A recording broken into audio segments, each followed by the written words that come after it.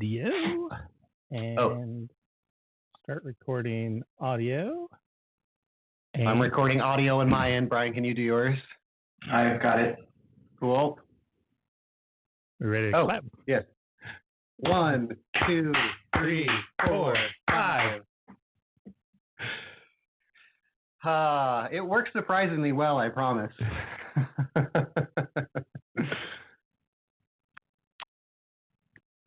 Are you going to lead this in? Yep. We're all ready. Okay. I told you to skadoot. We watched Just Before Dawn, which means it's time for another Portland at the Movies. In a world, in a time, in a land of eternal beauty, all that stands between a city and a disaster, in a city where anything can happen if you thought you had seen it all. Honey, look at you. Put on makeup. You never know who you might run into up here. Maybe some of them are kind of cute. Hello and welcome to another episode of Portland at the Movies. My name is Todd Workoven and I am joined, as always, by Mark Middleton. Mark, how are you? I'm really well.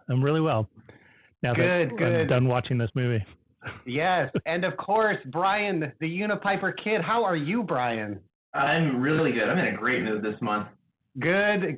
Yes, I will hand this off to you in a second. We watched the 1981, although in the copyright at the end of the movie it says 1980, so I'm assuming it was made in 80 and released in 81.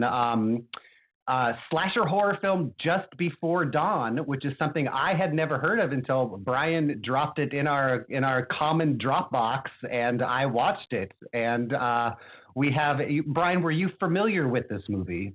Not at all. I think a long time ago I put it on our list of Portland movies that we've been collecting over the years, and I just had to go back. We were looking for something scary in the horror genre maybe to watch this month, and I had to re-Google it to even figure out what it was about, and instead we watched this. And instead we watched this. So, Brian, before I watched this, you had kind of messaged me and was like, oh, this is, this reinvigorated your love of Portland at the Movies because you're a big fan of this genre in general. And what I noticed first out of the gate, and I'm not sure, like I said, you shared a copy with us, so I'm not sure where you got your copy, but the film itself is a beautiful, restored copy that just looks amazing, and I want to get into some of that in a little bit, but so that was a good sign for me because I know, this must have been released on Blu-ray and must be loved within the horror community. And I did a kind of a quick YouTube search, and there's a bunch of YouTube horror channels that have done reviews of this, and it's not super well known, but it's well known enough to get the Blu-ray release and some fans of it. So why don't you walk us into this movie? What is Just Before Dawn? Just Before Dawn is your quintessential 1981 slasher film. I saw some of the same reviews that you did, and it seems the general consensus is that this is the most underrated slasher film of all time. Wow. I think, it doesn't do anything particularly revolutionary, but I think what it does is hit all the right notes for the movie that it's trying to be. In this case, it takes place, it's kind of like Deliverance meets the Texas Chainsaw Massacre in Oregon. Because you've got this group of kids that are going on a camping trip, and they're headed off into the woods. It's a group of 5 of them. You've got the blonde girl who's dating the blonde guy. You've got the redhead girl who's dating the one of the brunette guy, brown-haired guys. And you've got his brother, the quote nerd with glasses, who is a photographer. I was shocked at the end when one of those brown-haired characters said, "My brother," to that guy in the glasses. I was like, what? They're related? Yep. And so they're off on their trip, and they of course meet the locals who kind of set the tone for the area that they're going into. I guess actually the movie starts with a kill scene. We're introduced very early to these two hunters. One of them is very drunk, and they stumble upon an abandoned church in the woods. And in that church, one of them, we're introduced to our slasher, who is a large man with wielding a machete. And that first right out of the gate was a pretty decent kill. I agree. I watched this with my wife Sarah, who at that first kill she immediately dubbed the slasher the butt stabber, because that blade That's goes. even kind of underselling it, because he doesn't get stabbed in the butt. He gets stabbed through the dick and out the butt. Yeah. Out the butt. Yeah, it was a great way to start the movie. Really, it sets the tone. It does, yeah. And so the rest of the movie kind of follows this group of campers or whoever they are, kind of being and this killer kind of going through. Now, I did not love this movie quite like you did, Brian. Although I really, really did like it, especially because of how well made it was. Like, I kept being shocked at how competent and even good, like, the cinematography in this movie, the stunts in this movie, even the acting for what this movie is. I mean, it's a low budget slasher movie from the 80s. Even the actors were good, and like still some of them are still working. I thought that was. I looked up like the resumes of all of the main stars, and it seems like they all went on the same acting circuit after this film, and they all end up being like series regulars in the same 4 or 5 shows, like Murder, She Wrote, Jag, Law and Order, Falcon's Crest. Well, as long as we're talking about the cast and crew, so like there are moments in this movie, and by moments I mean long, tedious sections where I feel like things are just unfolding in real time. So I had the time to kind of do an IMDb deep dive, because I was like, again, this movie is so competent, so well done. You know, I kind of wanted to see it, and so I was shocked that the director never really, I mean, he did a handful of things that nobody's heard of, something called Satan's Little Helper, which I thought looked pretty funny. The cinematographer. He did do Squirm, though, which is one of the all-time great MST3K classics. Oh, okay. Oh, I'm not familiar with that. That's pretty great. It's about killer worms. Awesome. And the cinematographer didn't really do much as far as being a cinematographer. He did work on crews and lighting stuff. But then I looked into the stuntmen. Did you guys look into the stuntmen? Not at all. Continually was like, these stunts are. There were a lot of stunts. And they're great. And so if you'll indulge me for a moment here, there are 5 credited stuntmen. There's a main stunt coordinator, I believe 3 other stunt men, and then 2 stunt women. Please. And so I am going to read you a not nearly comprehensive list of some of the movies collectively that all of these stuntmen have worked on. So you might want to get comfortable here. All right. Kiss Meets the Phantom of the Park, Apocalypse Now, Blues Brothers, Beastmaster, DC Cab, The A-Team, Predator, Ferris Bueller, Action Jackson, Dead Again, Buffy the Vampire Slayer Movie, Groundhog Day, True Romance, True Lies, Mr. Holland's Opus, Falling Down, French Connection, Zapped with Scott Baio and Willie Ames, Yeah. the 1966 Batman, The Hitcher, Airwolf, MacGyver, Homer and Eddie, Blazing Saddles, Corvette Summer. Have you ever heard of Corvette Summer? It's famous for Corvette Summer is famous for one reason, and that reason is because it was filmed after Star Wars, starring Mark Hamill, where he was in an automobile accident that screwed up his nose. So that's you always hear that Empire Strikes Back. They had to have the scene of the Wampa, hitting him in the nose to kind of explain why he looked different.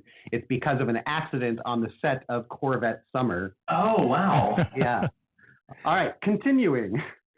Beverly Hills Cop, Thelma and Louise, Cobra, RoboCop, and RoboCop 2. Fast and the Furious 5, 6, 7, and 8. Jeez. The Dukes of Hazzard, Knight Rider, Moonwalker, Maniac Cop, Turner and Hooch, Cool as Ice, The Rock, Con Air, Dante's Peak, and Volcano. Bad Boys 2 and 3, Anchorman, The Day After Tomorrow, Sons of Anarchy. And now just the female, one of the females, They Live, The Abyss, Total Recall, Reservoir Dogs, Pulp Fiction, Showgirls, and Titanic.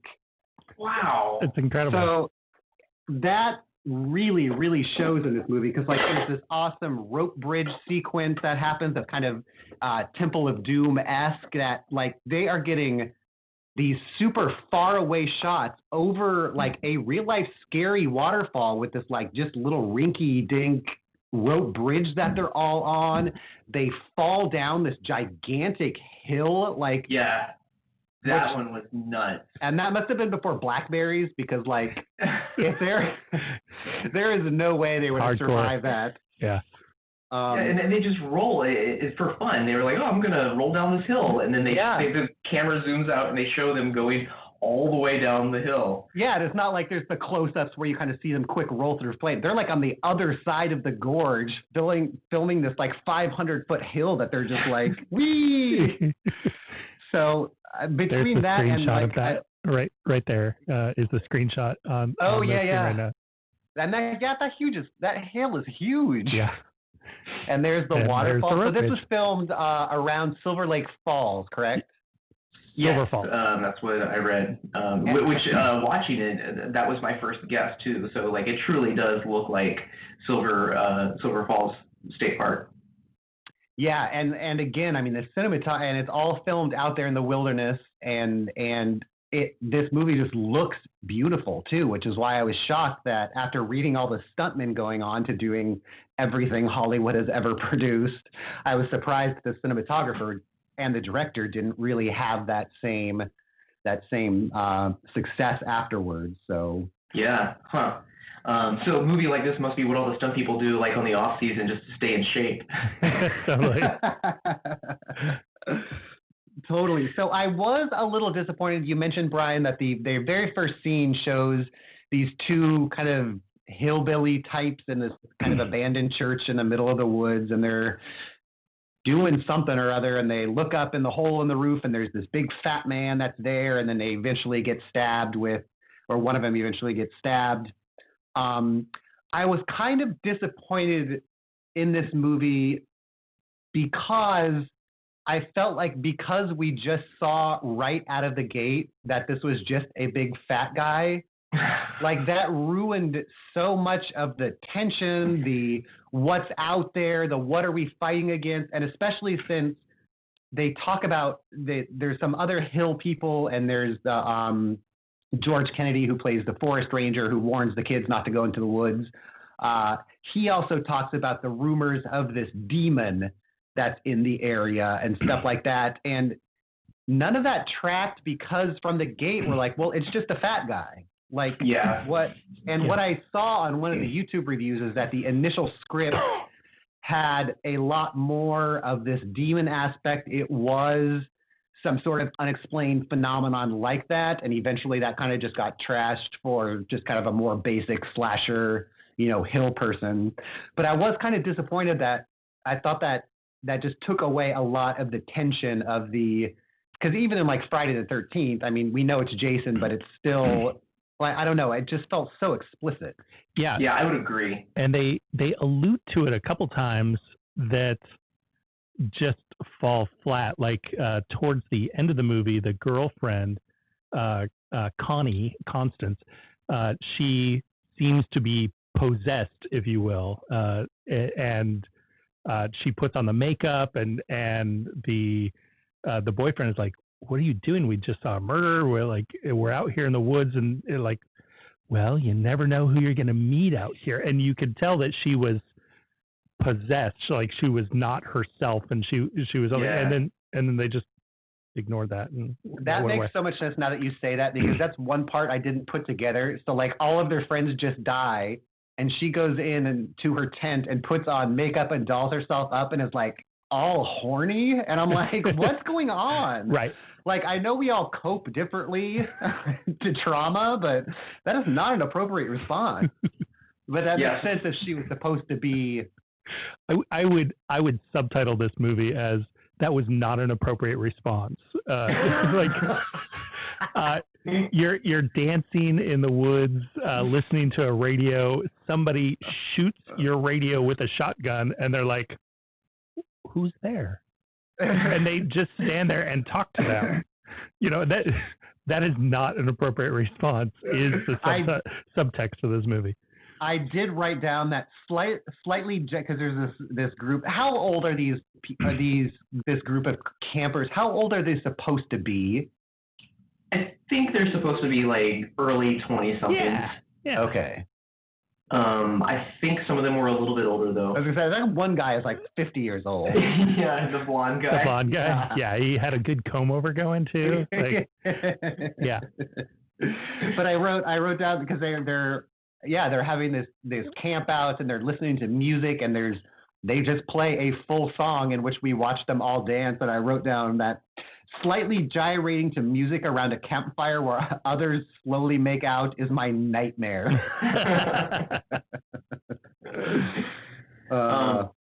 So I watched this movie twice, once about a month ago and then just today. And when I watched it today, I read up on it a little bit more, so I knew a little bit more about what had been going on in making this movie. And so you probably found out too that originally the script had a lot more religious elements, and there was more of religious themes, and it was all about the demons, and it was originally called The Last Ritual, I think. But knowing that and then watching it, there's all these references they make to like the devils and releasing the demons, and it makes so much more sense knowing how this movie started. And apparently the director, after he first read the script, he thought that it just didn't work, and he wanted to strip all of that out. So what you're left with is his attempt to just take all the religious elements out of the script. So you end up with these constant references to the devil, and it does seem kind of weird that they keep saying that, but you already know that it's just this fat guy with a machete. Twins. Well, it's funny that you mentioned ritual because like at one point, so when the campers kind of know that something's wrong and people are missing, we're also introduced to a different set of hill people, which is a father and a mother and a daughter, and they're clearly made out to be like they've lived in the woods for decades. They're living in a dirt house and like not wearing shoes, like typical hillbilly stuff. And they're acting like paranoid, and they're saying demon, you're going to summon the demon and stuff like that. And so my question was like, has this thing killing people been around forever? What triggers it? How have they been protecting themselves till now? And I wrote down, have they been doing rituals to ward off, whatever this thing is? Because it's not like this group of campers activates this killer. I mean, we're showed before they show up in the opening sequence that this murderer is already killing people who live there. So it's not like, they're triggering something by their presence. Well, so I couldn't figure out. Well, the murderers, there's plural, they're twins, are the children. They're part of they're the Logan family. Like they're the sons in the Logan family, and so they're not going to kill their own family. But then why was that family like so freaked out about like summoning the present and how long has this been going on? And so my guess is that they kill people who come onto their land other than their family, and the family knows that is a thing that happens, and they want to try and prevent any eyes drawn to their attention, so that they don't want the outsiders coming in and raising the demons. So were those two people at the very beginning, the guy who was stabbed through the dick, were they interloper? Like what? I felt like they were also hill people because like that one guy would like even was carrying around the little thing of whiskey, and like he was the drunk hillbilly or whatever. Well, Ty and Vattel, they were uncle and nephew, and they were just hunters, and so they had just finished killing a deer. They had put him on the truck that amazingly explodes after bumping into a tree, and so they were just out in the woods hunting, and came across the killer. Okay. What I did like, my other vehicle related thing that I did like was oh shoot, now I totally forgot. So the group of campers comes in like a giant Winnebago, and I don't know what their plan is because they literally just drive the Winnebago until it gets stuck in the woods. And I'm like, what is your exit strategy here? Like, even if you're not going to be murdered by someone at the end of this weekend, you still have to go home. Totally. It did clearly seem like their plan was to just drive as close as they could get to their intended camping site until they couldn't drive any further.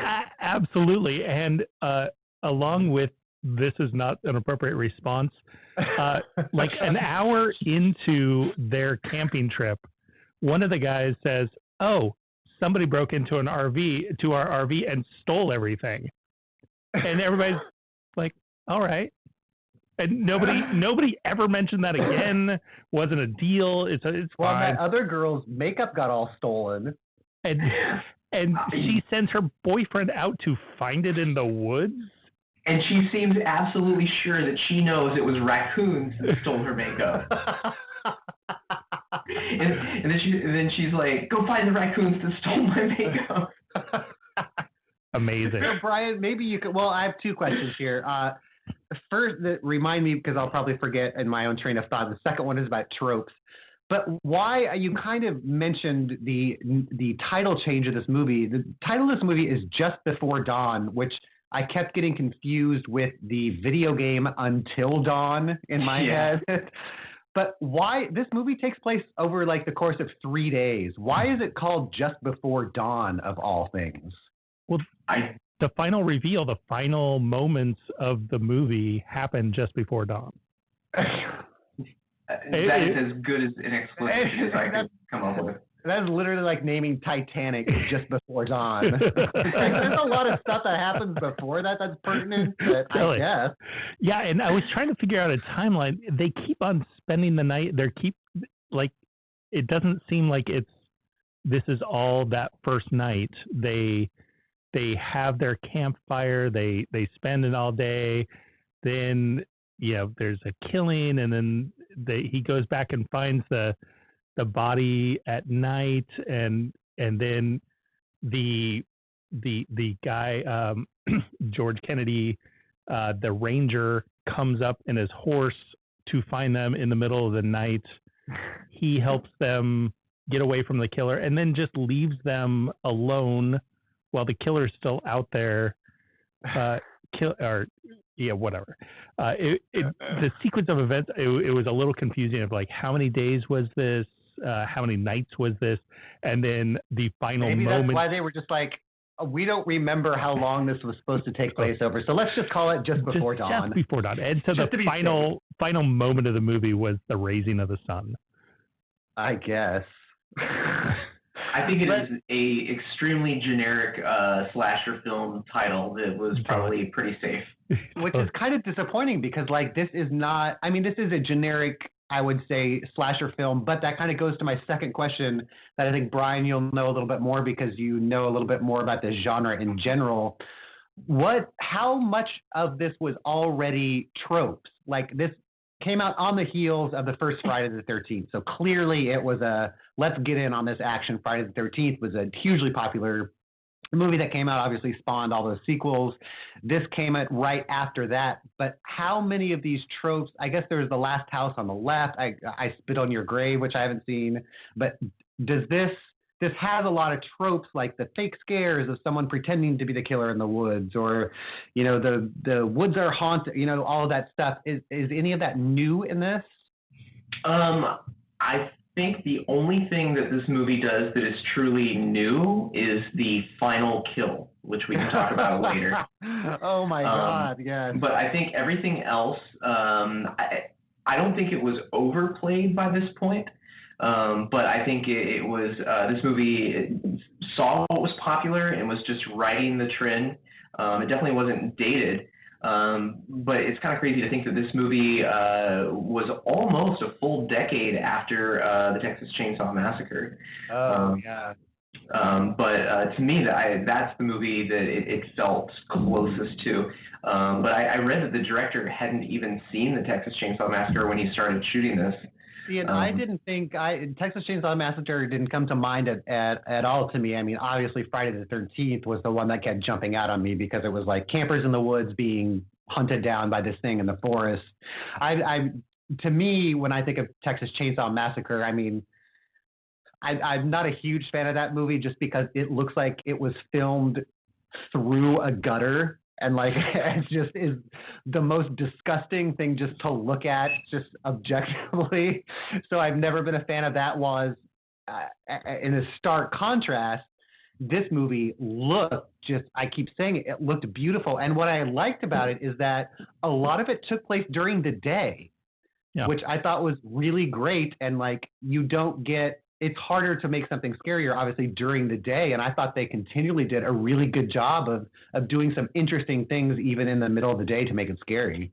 Well, the director said his inspiration for the cinematography was Ingmar Bergman. Oh, wow. Shoot high. Oh, so not Tobe Hooper. Yeah. Wow. Yeah. So that, I mean, and I think it shows. I keep going back to that. How I'm surprised that cinematography group didn't go on to do like Howard's End or whatever. I was also kind of disappointed. We mentioned showing the killer in the very beginning.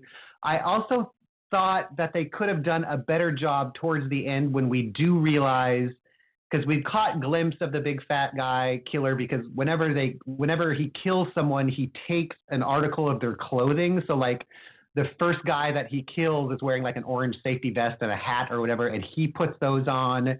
He later has the sunglasses on of that one other nerdy guy that's part of the group or whatever. But then we come to find out that there's two of the killers are twins, which I thought was just kind of lost quick in this scene, and then could have been used somewhere else to like really shown in that final girl battle that, oh shit, there's two of them. Right. I think that it may be part of the reason that they decided to show the killer so quickly is that they knew they still had that card up their sleeve of the twin twist, but it just doesn't pay off very well. And, you know, honestly, what I think the killer is lacking is a mask. Or motivation. Well, I mean, what truly holds this movie back from being iconic is, I think, something more iconic about the slasher himself. You know, think of Jason, you know, with his hockey mask, and Leatherface with his mask of human flesh. Like, if he had just had some sort of very unique visual identity, I think that would have put this movie in another category. Well, especially when you think of, so this is 1980, 1981. This is right after Friday the 13th. The original Friday the 13th doesn't have Jason in it. Right. So other than a machete, I forget if Mrs. Voorhees used a machete or not, but like a lot of this stuff still could have been fairly new just because of, you know, Jason doesn't wear the hockey mask until the end of Friday the 13th Part 3. Yeah. Which is like 2 years or 3 years from now. Right. So, and I didn't even think of that having, because whenever they did show these kind of just they're big dumpy fat guys, and like one of them sort of looked to have some prosthetics on to kind of look deformed, and one of them just had like a paint splotch in the middle of his forehead, and that's it. Yeah. And so when you did see that, you weren't scared because you're like, it's just a big lumbering fat guy. Like I will swiftly outwalk him. Right. Exactly. And then again, I think they were trying to give them a little bit of a personality quirk with collecting an item from each of the victims. Yeah. But that doesn't pay off because like the items he collects are just like a flannel shirt and glasses. Pretty soon he's just dressed like an LL Bean catalog. Exactly. He's got the winter collection. Going back, it was filmed. Is it Silver Lake Falls or Silver Falls? Silver Falls. Okay, because they say Silver Lake in the movie, which is why I keep saying it. Oh yeah, let's talk about the location real quick. I don't know if you caught it, but they do acknowledge that the movie takes place in Oregon. Mm-hmm. There's a sign outside of the forest ranger's little forestry shack that identifies it as Madison County, Oregon. Oh, okay. See, I didn't see that, and I just heard them when they said, we're staying up at Silver Lake, to kind of throw off George Kennedy so that he didn't know where they were. But I feel like this was made at a time either so under the radar or at a time where they didn't have a lot of rules for shooting out in like national parks, because like they are down in the bowl of Silver Falls and they go behind it and they have some amazing shots. There is this wonderful sequence where they're all kind of swimming in the pool at the bottom of the falls, and it's one of the couples of the campers are swimming around, and you see the falls in the back, and they're swimming in the pool, and emerging through the falls towards you is, the killer in his orange gear or whatever, which I both liked and didn't like. It was such a cool image to see, because again, it's during the day, and so just to see them emerge was super cool. And so the rest of that scene is, there's horseplay and the boyfriend's kind of swimming underneath and like nipping at the girlfriend's legs and kind of bothering her. And then you see him getting kind of rougher or whatever. And then it turns out the boyfriend went back to shore and it's been the killer the whole time that's been, attacking her under the water. I kind of wish they would have waited again for that reveal, so we as the audience didn't know until she looked at the shore and saw that her boyfriend wasn't there. And then we kind of all realized together, oh shit, this whole time it's been the killer. Oh. It was also a little bit... is there a big rig driving by somewhere? What was that? That was probably my cell phone just buzzing at me. That was weird. It sounded like the RV getting stuck. It was like Chekhov's whistle that was introduced in the first act of this movie to be used later. I thought you were going to say that it was disappointing because it was a cool shot and, the killer emerges from behind the waterfall, but then when you see him, it's still just a fat guy with a machete. Yeah. And again, that was the thing, because that had already just deflated all of the tension. And you're totally right, because a mask would have totally helped with that.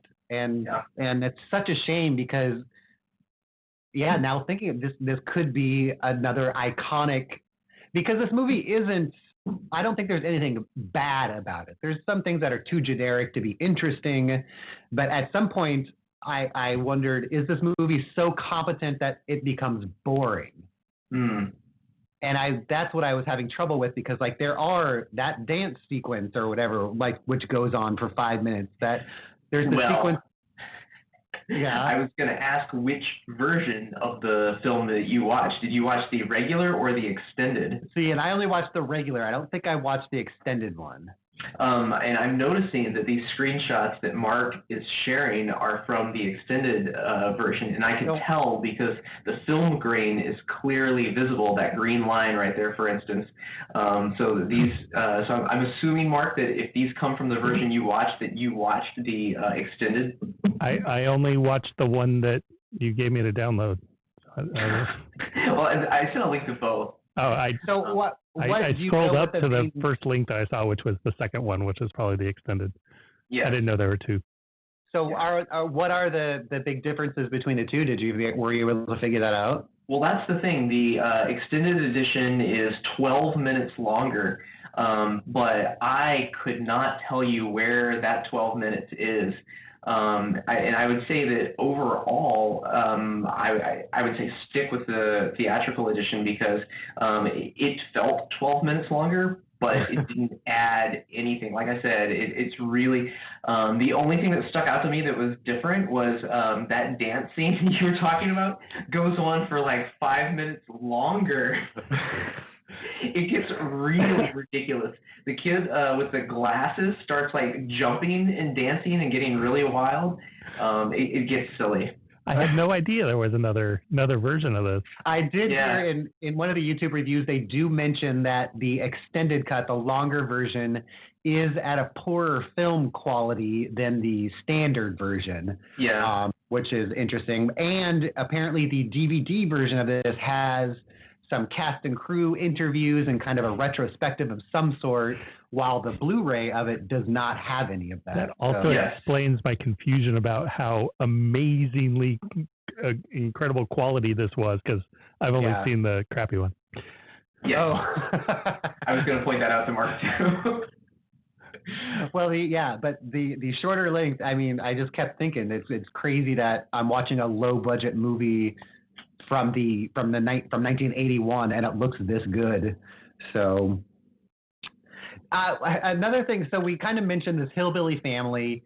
It's this kind of old man. There's a wife of younger yet indeterminate age who looks to be a similar age to what turns out to be the hillbilly daughter.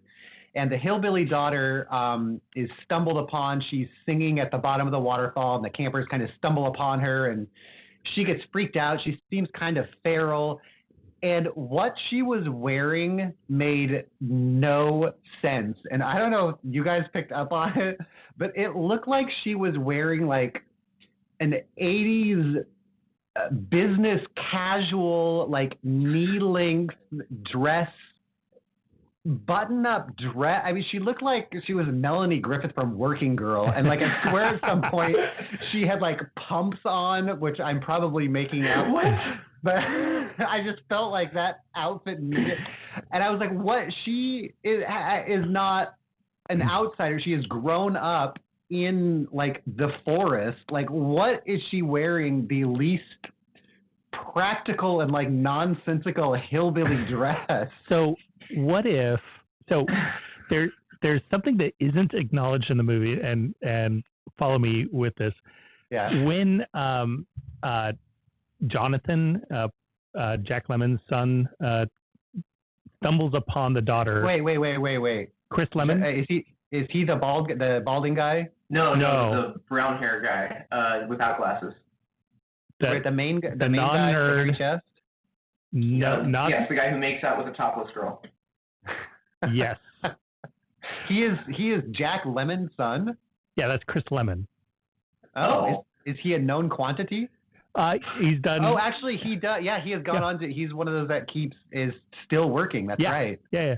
I didn't know he's Jack Lemmon's son. So he stumbles upon the daughter, Mary Cat Logan, in the woods, and she kisses him, and I imagine she doesn't brush very much, but he continues to kiss her for a bit before pulling away. But in that scene, she's taken, this is right, he's out there looking for the missing makeup, and she's got makeup all over her face that he never acknowledges. So she had come in overnight and taken the makeup and had been playing with it. So maybe she's the klepto that steals clothing from campers and hunters that are out there. And so what she's wearing is an amalgamation of what she's stolen from campers and hunters that are out there. Well, that ties back to the killer too, stealing items. Oh, my! This movie works on so many levels. Brilliant. But speaking of that, Mary Ann or Mary Catherine, that girl's name is Mary Cat. Mary who? Mary Cat. Mary Cat. She is horny AF. She puts on that makeup and meets that guy, and she is just ready to go. True. Question. I only noticed this today watching the extended edition, and so I'm wondering, Todd, if this was in the theatrical release. But was there a scene, did you see where Mary Cat actually meowed like a cat? No. Okay. No. I think that must have been added. That is hilarious. Yes, but that was what you were talking about. when she meets Jonathan in the woods and they start kissing, and she's like, "I saw you naked." Naked in the lake. And he's like, "Did you like it?" Yes. And then he goes, "Did your sister like it?" Because we've seen there he is on the screenshot. her and this woman of indeterminate age, and so the guy asked, "Well, and I forget if Mary Cat mentions her sister or whatever." And that's the picture of her with the makeup. Oh yeah, there she is, with the Laura Ashley dress on. She needs just a string of pearls there and a briefcase. But that's when we realize that it's not her sister, it's her mom, which I couldn't figure out. Like, I get that because at the end of the movie, when George Kennedy, I think, is talking, George Kennedy does nothing but monologue to himself this whole movie. So I feel like they had him for like 2 days of shooting. And it's just like, you're just going to be talking to yourself and this horse. So let's just get through this. But Todd, I think you're missing it was her mom and her sister. Well, and that's what I was going to say. Like George Kennedy mentions, well, with that much inbreeding, you're bound to have something happen, and that's kind of the explanation of why these killers are happening. Which is hilarious, because when he says that, all he's doing is looking at the body of the killer, and then just by seeing the killer's body, he's able to say, "Well, that's what you get for inbreeding." Yep. But so even if so, and that made sense, because I was like, oh, they're all supposed to be inbred. But even when your mom is your sister, there is still an age gap. Like, I get there would be a huge age gap between the dad and the daughter wife, but I mean, there's still got to be at least like a 12, 15, 20-year gap between the mom and the daughter. Like, they should look the same age. I could buy it. All right. I guess of all things to get caught up on. You know what else they did in this movie that I haven't seen very much is that they show real mouth to mouth. Yeah. I'm not used to seeing that. Usually they go in for the mouth to mouth and they kind of cut away or whatever. But I'm like, that's just two guys mouth to mouth in the 80s. I was like, right on. That's pretty great. He gives 2 breaths and calls them dead. Yeah.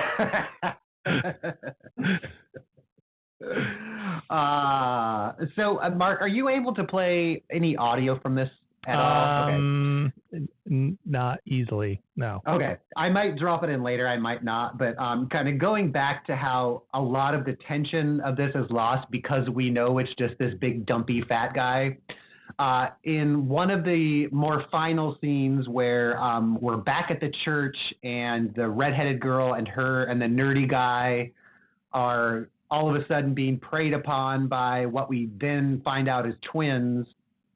When we're seeing one of the big dumpy fat guys outside, they're playing, the score of the movie is a timpani, but like when you strike the timpani and you tune it at the same time, you know how it kind of does that? Yeah. Like they're doing that. So like we're watching this dumpy fat guy and it's like bow, wow, bow, bow, bow. And I was like, what is happening, you guys? It was just so silly of a music choice. Overall, though, the soundtrack was really good, I thought. There wasn't enough of it. I was going to say, the only thing I noticed of that is that I felt like there could have been more, but in watching another video, apparently the guy who scored the movie is pretty well known for a bunch of other horror movies as well. Right, well, here, so I wanted to do this to see if you could figure out what else he is most famously known for scoring. Oh, okay. So, see if you can figure this out. All I'm going to do is clap.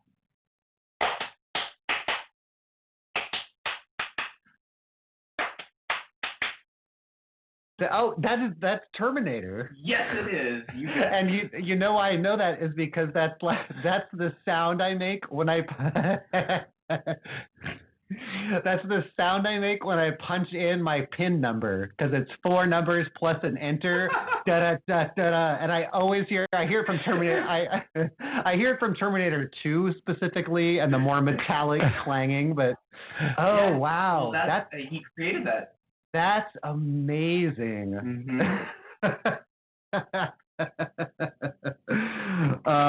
That's really great. So let's see. There are a couple other things that I thought were of note at the very end, where our hero guy, what's his name? Warren. The main boyfriend of I don't know anyone's name in this movie. Yeah, the final two standing. The blonde guy is Warren. Okay, yeah. So and Connie is the girl. Okay, Connie. I kept calling her Karen, but she's Connie. So what I thought was funny about, there's a couple interesting screenwriting things that are sort of blatant, but I appreciate it that they actually included them, because a lot of these, especially knockoff horror movies, are just not present at all. And one of those I mentioned, it was the Chekhov's whistle, where they introduce this whistle at the beginning that continues to kind of play a part throughout. But also, even though they kind of do that trope where all of the campers are there except for one, and they're worried for his safety, and then there's some rustling in the bushes and everyone's scared, and then, oh, the guy jumps out and it was the missing guy pretending to scare everyone. Like, that's become like a boring, and that unfolded also in 5 minutes of real time, which I was not so happy about. But after that, Connie, the main girl, kind of has an aside with her boyfriend about, like, man, I was able to make a fire, I was able to put up this tent, I was able to provide for all of us, but when that scare happened, I didn't make a move. I didn't go for the knife. I did not pick up the knife. And I was like, oh, cool, they're setting her up for a little arc, because by the end of the movie, she'll be the final girl, and, like, that's really great. And she did being the final girl, but they didn't complete the metaphor, because she never picked up a knife. And I was really upset by that. But I want to talk about how she metaphorically picks up a knife, which is one of the most insane things I've ever seen. I forget what, there was another movie that we did that I now can't remember, whose final moments just it was in Cabin Fever, where he beats her, that one guy beats the other lady to death in the face with a shovel and pours gasoline on her. So who wants to tell what happens at the end of this movie, the final battle? Brian, go for it, Brian. Oh, it's amazing. So at the end, we've killed one of the two homicidal brothers, who was shot by the ranger. And then at this point, Warren and Connie are hanging around the campfire, and they're going to just spend the night and head out in the morning, it seems. But the audience knows, of course, that there's another killer out there. And, of course, he shows up and he stabs Warren in the stomach with his knife. And then at this point, Connie jumps on his back and starts pounding him. And then I think they fall to the ground. And then the camera, you just suddenly see like a point of view shot from Connie, and you see the face of the killer. And then you see her arm and fist enter his mouth and just keep going. And then you cut to a side shot, and you see Connie with her whole fist shoved down his throat. She is elbow deep into his mouth, and it doesn't. Okay. Oh my gosh. It's jarring. It is very jarring. Shocking. And so I'm watching this. So yeah, you set up that right. It's right after the moment where their friends are killed. Then she puts on the makeup and acts all horny for some reason, because we kind of realize that she is now kind of ready to complete her arc. She's kind of put on battle armor, I guess, in the form of makeup. And the twin comes out and stabs the boyfriend. I loved how the boyfriend, the boyfriend doesn't die, right?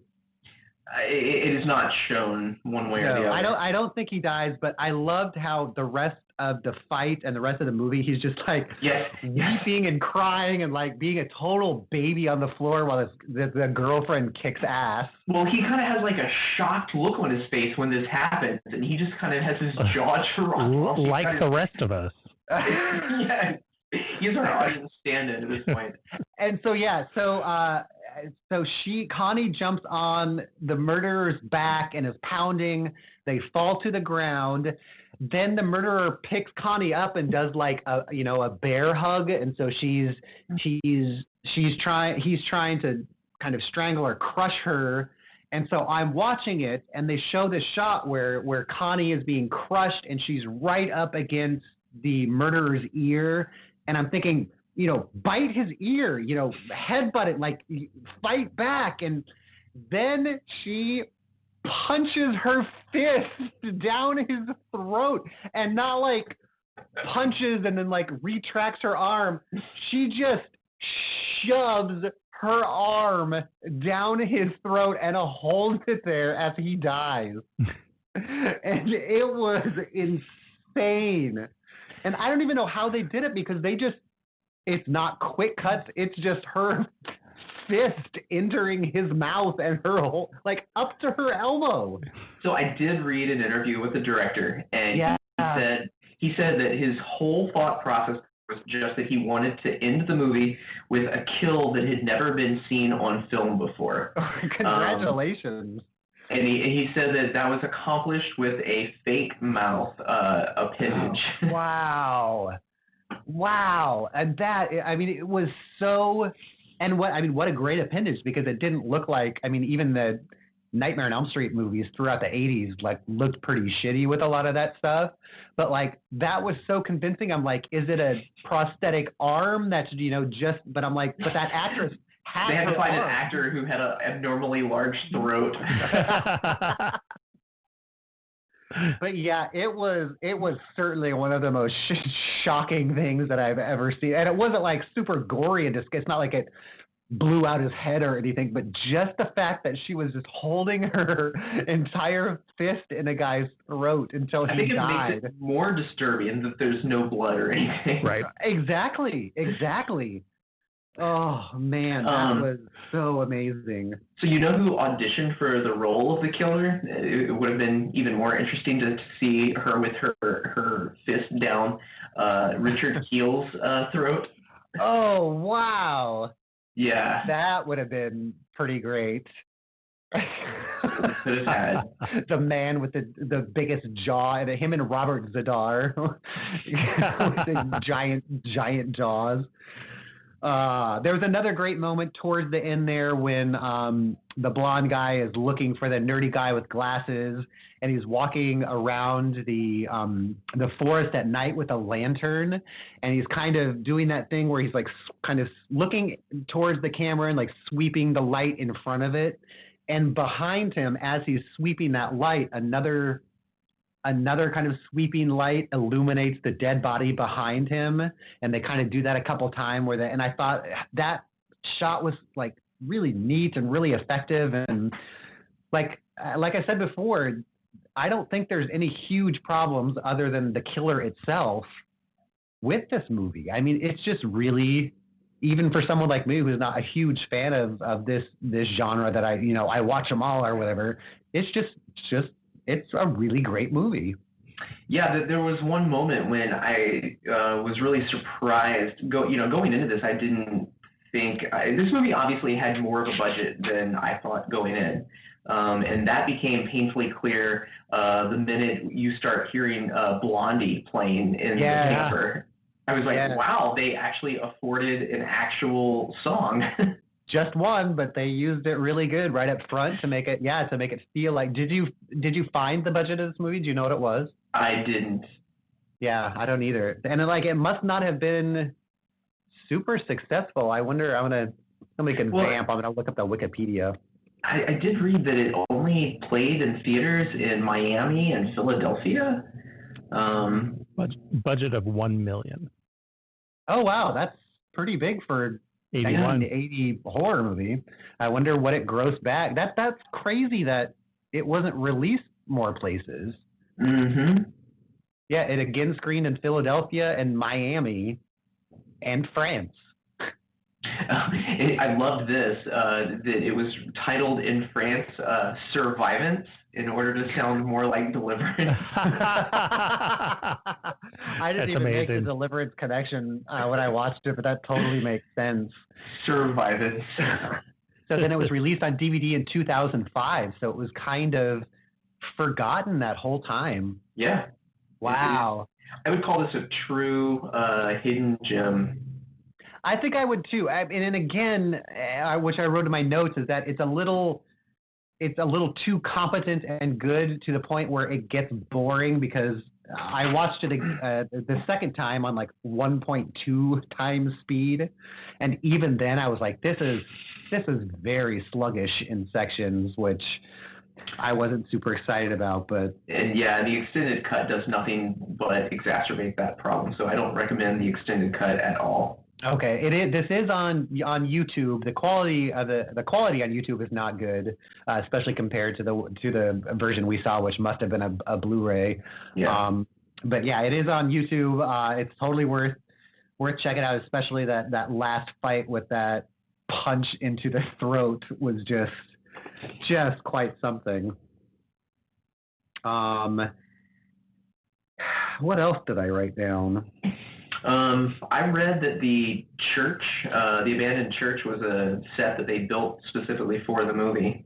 Oh, wow. So that's not something we're going to go find. Oh, shoot, there's no party, COVID party at the small abandoned church. There was a little thing in the beginning that I felt like maybe was in the first draft, the more demon draft of this movie, but when the campers are driving down the road, even before they meet the ranger, I think they see some other hillbilly family unrelated playing, and there's a set of twins. Yeah. And they're like, oh, another set of twins. There must be Gemini. Yeah. So that must have been some sort of thread, because we see no other twins except those kids in the beginning, and then what turns out to be the killer. So that must have been a forgotten thing that they were doing. The very first kill, which was the one in the church where the guy gets stabbed through the dick and out the butt. The very first thing, because the killer stabs him and then giggles exactly like Dr. Giggles. Oh. I was going to mention that. Like, oh no. Terrible. Yeah, it was weird. Thankfully, that did not seem to be a big theme, but it was just this weird little set of like.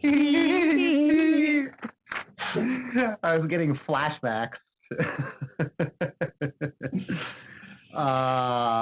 What else did I have written down?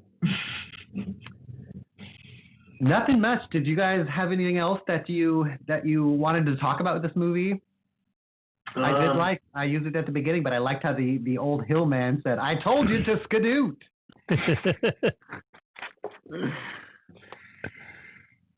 You know, this movie couldn't be made, I think, at any other time. Like, the fact that it was made in 81 makes everything about it feel genuine.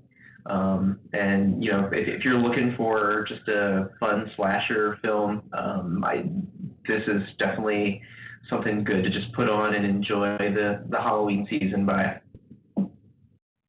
Yeah, totally. And again, it's not like this movie is full of, like, there's not a ton of gore. There's hardly any gore, really. Yeah. And there's not a lot of stunts, but the stunts, I mean, even on the first watching, when I watched, I kind of want to go back to that bridge, because it's very, like, and this was pre Temple of Doom, so they have to go over top of Silver Fall. It was actually a different waterfall. It was a shorter one, but still, like, as wide as Silver Falls.